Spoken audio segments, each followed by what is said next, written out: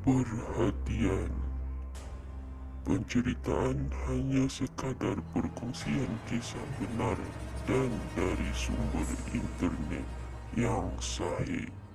Hai geng, Assalamualaikum. Welcome to channel Faiz Cerita.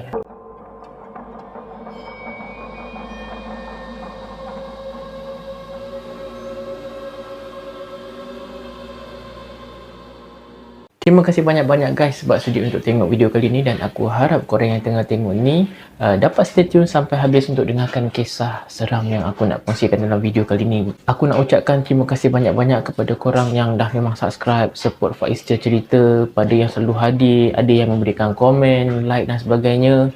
Teruskan support Faiz Cerita kerana sokongan korang sangat-sangat aku perlukan.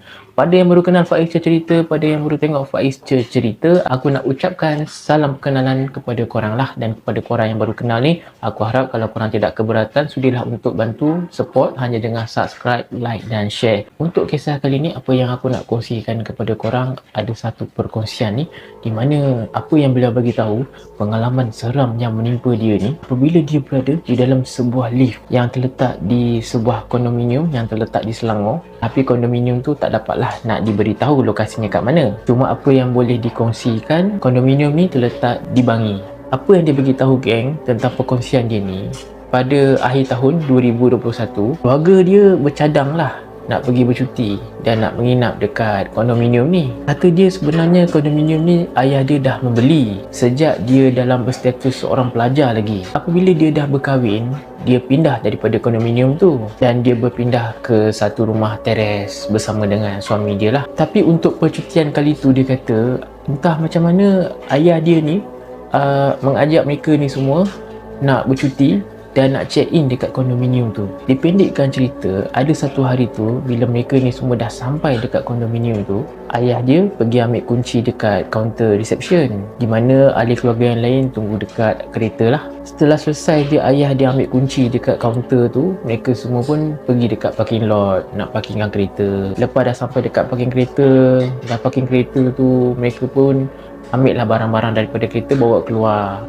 Lepas tu mereka ni semua pergi dekat ruangan lift, nak naik lah dekat tingkat yang dah ditetapkan tu. Lepas je lift dah sampai, mereka pun naik lah dekat tingkat bilik yang mereka nak duduk ni lah. Tingkatnya tu adalah tingkat nombor 25 daripada 35. Bila dah sampai dekat depan pintu rumah tu kan, sebelum nak masuk tu, ayah dia ni baca bismillah dulu. Kemudian bukalah pintu rumah tu dan mereka pun masuk. Bila dah masuk dalam rumah tu, mereka ni semua meneruskanlah kerja masing-masing, punggah barang, simpan barang, nak kemas tu, nak kemas ni. Seterusnya mereka ni semua berehat lah, mandi dan menunaikan solat. Lepas je mereka semua ni dah menunaikan solat isyak, pada waktu malamnya mereka bercadang nak pergi makan malam dekat bawah, sebab dia kata dekat bawah kondominium tu ada restoran.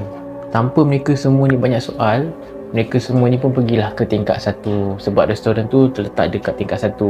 Mereka pun pergilah dinner dekat restoran tu. Lepas dah selesai makan semua, ayah dia ajak lah mereka ni semua pergi macam ambil angin, melihat keindahan dekat sekitar situ. Pada masa yang sama, dia beritahu waktu ayah dia nak ajak mereka ni semua nak bersia-sia dekat situ, mata dia tiba-tiba mengantuk. Dia rasa macam tak larat nak ikut.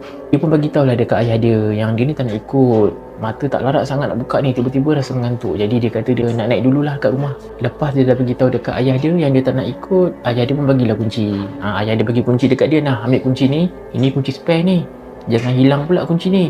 Lepas tu pula bila dah masuk dalam rumah nanti jangan kunci pintu, sebab nanti susah pula kita orang nak masuk dalam rumah. Dia pun ambil kunci tu. Lepas tu masing-masing beredar lah. Yang ayah dia dengan yang lain-lain pergi bersia-sia, yang dia seorang-seorang je nak pergi naik dekat rumah lah.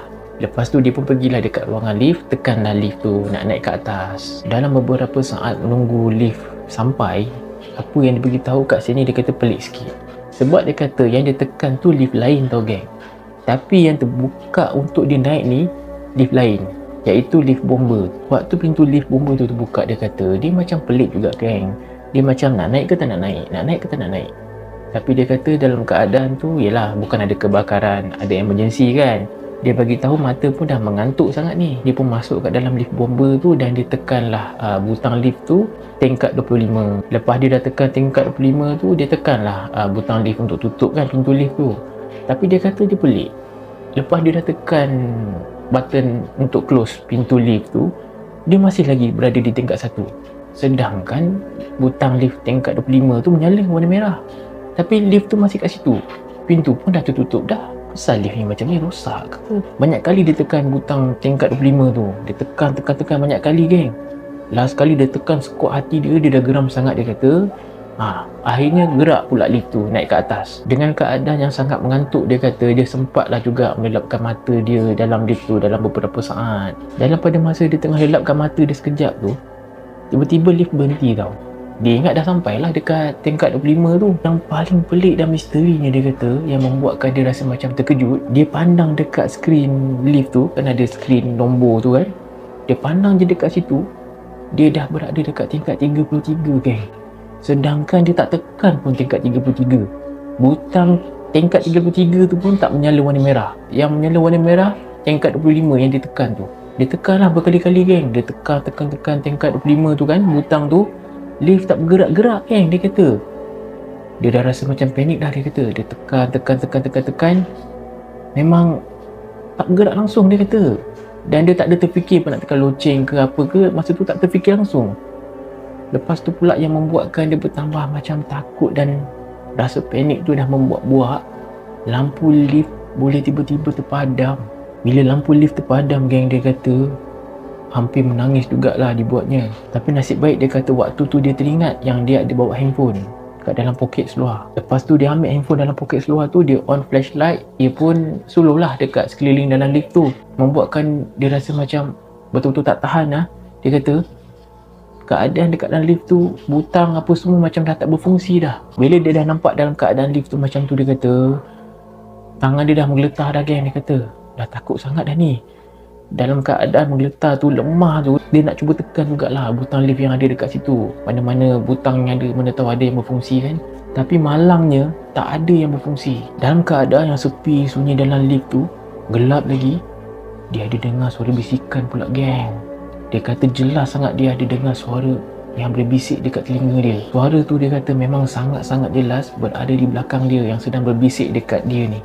Tapi suara bisikan tu dia kata agak sama-sama dan macam kurang jelas. Dan dia kata entah macam mana dia boleh terkencing dalam seluar dan dia menjerit selama 10 minit dalam lift tu. Apa yang dia beritahu, dia dah tak ada pilihan. Akhirnya dia berdoa meminta kepada Tuhan agar diberikan perlindungan.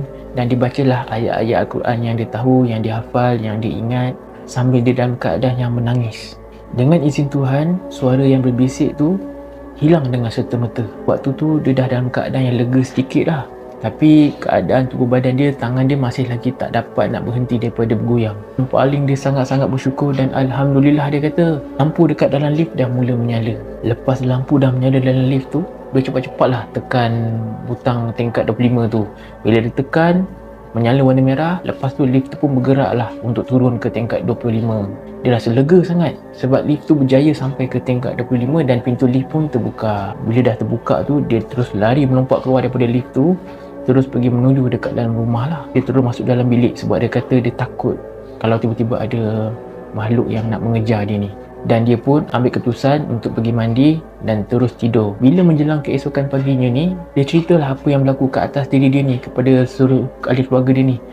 Lepas dia dah beritahu, dia dah cerita apa yang berlaku, apa yang terjadi dalam lift tu. Seluruh ahli keluarga dia termasuk ayah dia, semua dah sepakat tak nak lagi tinggal lama-lama dekat rumah tu dan mereka semua pun berkemas keluar daripada rumah tu. Itulah kisah yang aku nak kongsikan, yang aku nak sharekan, kisah seram kali ni kepada korang.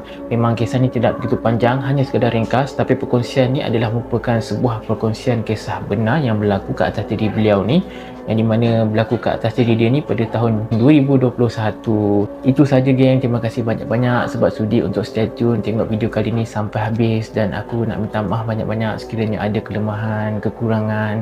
Kalau ada salah cakap ke, aku betul-betul minta maaf. Tapi segala kekurangan dan kelemahan aku akan cuba perbaiki yang terbaik untuk memberi tatapan yang terbaik buat korang. Apa-apa pun, geng, aku nak minta tolong sangat-sangat dengan korang. Stay support Faiz Je Cerita. Pada yang baru kenal Faiz Je Cerita, yang baru tengok ni, aku harap korang sudi untuk support hanya dengan subscribe, like dan share. Sekiranya ada apa-apa perkongsian korang yang korang nak kongsikan, nak bagi pendapat dan sebagainya, korang boleh komen je. Dan kalau korang ada kisah-kisah seram yang korang sudi korang nak kongsikan, tak kisahlah panjang ke pendek ke, korang boleh email je di Faiz Cerita. Jadi geng, aku betul-betul nak ucapkan terima kasih banyak-banyak sebab sudi untuk tengok video kali ni. Aku tak dapat nak balas jasa kebaikan korang, tapi aku akan sentiasa mendoakan korang semoga korang sentiasa sihat selalu, panjang umur dan dimurahkan rezeki. Amin. Jadi geng, itu sahaja untuk video kali ni. Terima kasih semuanya. Kita jumpa dalam next video insya-Allah. Assalamualaikum. Habis cerita. Thanks watching.